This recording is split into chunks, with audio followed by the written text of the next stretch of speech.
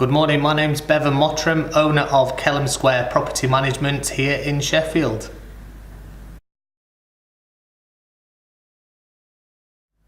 What are the risks involved in property investing? Well, it's 2017 and tax and stamp duty, for example, they're on the rise this year for landlords. So my advice would be, before you even consider buying your first property, speak to an accountant or someone qualified to give you specific financial investment advice.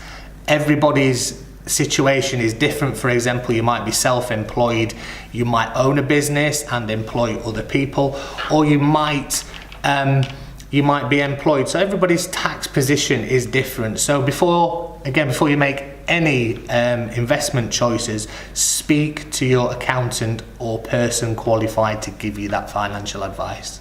Interest rates currently are at an all-time low.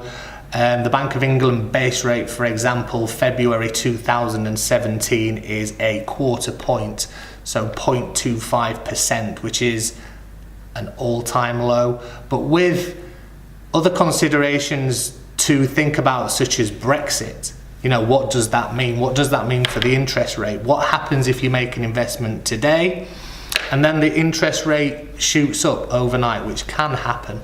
So it may go from a quarter point and it might shoot up to 3%, 4%. You need to factor in the interest rate.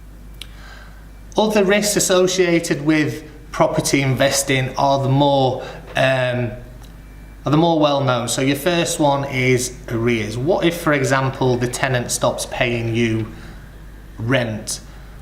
Again, for whatever reason, the tenant may lose a job, they may become ill. Many factors why the tenant may stop paying your rent, but if they do, what do you do?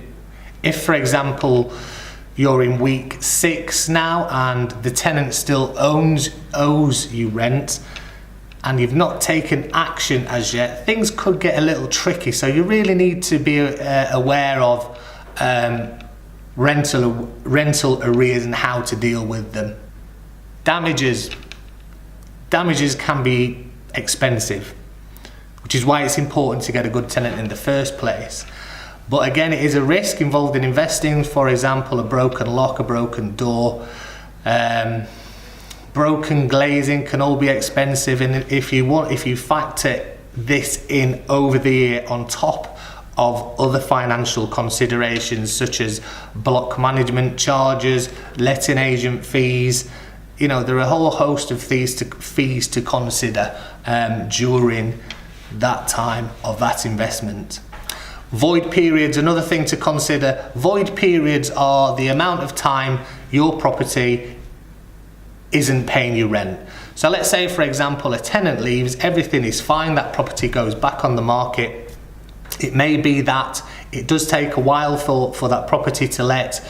It could be 4 weeks, it could be 6 weeks. It's quite common, for example, a client to come to us with a property to manage and their rental income is, say, 475 pounds per month, but your actual mortgage payment on a monthly basis is 450. So there's a very small profit involved sometimes in property investment. Can you afford to be 6 weeks short of rent? I really hope this short video was useful and you've picked up some small nuggets of information that'll help you along your property investment journey. If you decide that you want to pass over the management of that residential property to a qualified person or specialist, then please feel free to give us a call to chat over your needs and requirements. You can contact us 24 hours a day at our website, kelhamsquare.uk. On there you'll also find general information for landlords and for tenants, and you'll also be able to browse our current properties to let. Once again, thank you for watching and good luck with your investments.